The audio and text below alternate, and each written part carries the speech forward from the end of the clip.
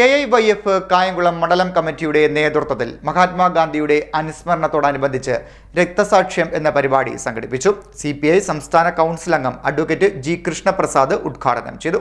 AIYF Kayamkulam മണ്ഡലം കമ്മിറ്റിയുടെ നേതൃത്വത്തിൽ മഹാത്മാഗാന്ധി രക്തസാക്ഷിത്വ ദിനത്തിൽ രക്തസാക്ഷ്യം എന്ന പേരിൽ പരിപാടി സംഘടിപ്പിച്ചു. CPI സംസ്ഥാന കൗൺസിൽ അംഗം അഡ്വക്കേറ്റ് G. കൃഷ്ണപ്രസാദ് ഉദ്ഘാടനം നിർവഹിച്ചു. നിങ്ങൾ ഓർക്കുക, ഇന്ത്യ വൈദേശിക വൈതാളിക ഭരണകൂടത്തിന്റെ കാൽക്കീഴിൽ അഥവാ വൈദേശിക ഭരണകൂടം അധികാരത്തിലിരിക്കുന്ന നാൾവഴികളിലാണ്.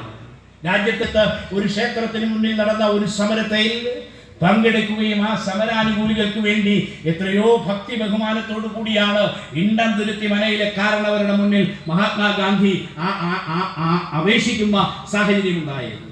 ആ അപേക്ഷകളെ തൃണവൽഗണിച്ചുകൊണ്ട് അത് സാധ്യമല്ല എന്ന ഒറ്റ വാക്കിൽ മറുപടി നൽകിയ ഇണ്ടംതുരുത്തി മനയുടെ ഇന്നത്തെ ചരിത്രം കൂടി നാം ഓർത്തിരിക്കണം. ഇന്ന് ആ വൈക്കം താലൂക്കിലെ ചെത്തുതൊഴിലാളികളുടെ സംഘടിത സംഘടനയായ AITUCയുടെ കേന്ദ്ര ഓഫീസായി പ്രവർത്തിക്കുകയാണ്.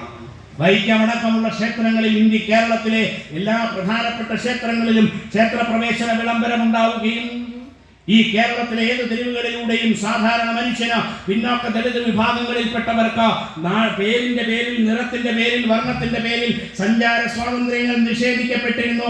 അവയെല്ലാം മാറ്റിവെക്കപ്പെട്ട് ആ അന്ധവിശ്വാസങ്ങളും അനാചാരങ്ങളും എല്ലാം ഈ നാട്ടിൽ നിന്ന് തന്നെ ആട്ടിപ്പായിക്കപ്പെട്ടു എങ്കിൽ ആഹ്വാനത്തിനും പ്രസക്തിയുണ്ട് എന്ന് നാം തിരിച്ചറിയേണ്ട ഒന്നാണ്. നാം മനസ്സിലാക്കേണ്ടത്, രാജ്യത്തെ വെട്ടിമുറിക്കപ്പെട്ടപ്പോൾ, രാജ്യത്തെ രണ്ടായി കീറുമുറിക്കപ്പെട്ടപ്പോൾ ഒരുപക്ഷെ ഈ രാജ്യത്തെ ഏറ്റവും കൂടുതൽ ദുഃഖഭാരത്താൽ ശിരസ് കുനിച്ചിരുന്ന ആളിന്റെ പേര് മഹാത്മാഗാന്ധി എന്നായിരിക്കും. കാരണം ഈ രാജ്യത്ത് പലതരത്തിലുള്ള വർഗീയ കലാപങ്ങൾക്ക് ബ്രിട്ടീഷ് ഈസ്റ്റ് ഇന്ത്യ കമ്പനി കോപ്പുകൂട്ടുമ്പോഴെല്ലാം ആ കലാപ കേന്ദ്രങ്ങളിൽ എത്തിച്ചേർന്ന് കലാപങ്ങൾക്ക് അറുതി വരുത്തുവാൻ, സമാധാന അന്തരീക്ഷം പുലർത്തുന്നതിന് വേണ്ടിയുള്ള ഇടപെടലുകൾ സാധ്യമാക്കിയിരുന്നയാളിന്റെ പേരാണ് മഹാത്മാഗാന്ധി എന്നത്. കടന്നു വരുന്നത് ബ്രിട്ടീഷ് ഇന്ത്യയുടെ ഭരണനാൾ വഴികൾ പരിശോധിക്കപ്പെടുമ്പോഴാണ്.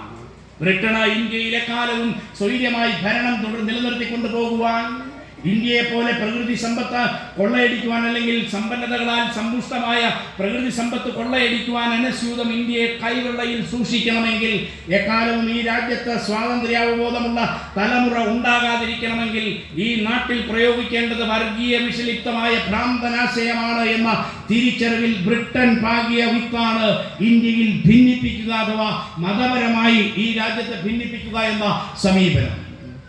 ചെറുതും വലുതുമായ വംശീയ ഹത്യകളും വർഗീയ കലാപങ്ങളും ഉയർന്നു വരുന്നത്.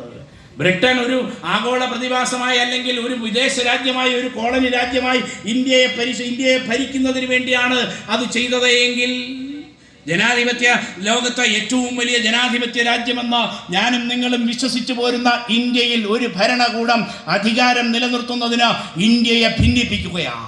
AIYF മണ്ഡലം പ്രസിഡന്റ് J. സിജു മോന്റെ അധ്യക്ഷതയിലാണ് ചടങ്ങ് നടന്നത്. CPI ജില്ലാ സെക്രട്ടേറിയറ്റ് അംഗം R. ഗിരിജ, CPI മണ്ഡലം secretary advocate A. Sunil, AIYF മണ്ഡലം സെക്രട്ടറി M. രാകേഷ്, CPI മണ്ഡലം assistant secretary A. Shiji, Puthuppally local committee secretary Kalesh Aravindakshan, AIYF ജില്ലാ കമ്മിറ്റി അംഗങ്ങളായ അനൂപ്, അൻഷാദ്, ASF ജില്ലാ ജോയിന്റ് സെക്രട്ടറി അഫ്സൽ, അഷ്റഫ്, മണ്ഡലം പ്രസിഡന്റ് ഷാലോം, മേഖലാ സെക്രട്ടറി ശ്യാംലാൽ തുടങ്ങിയവർ നേതൃത്വം നൽകി. CDNet news Kayamkulam.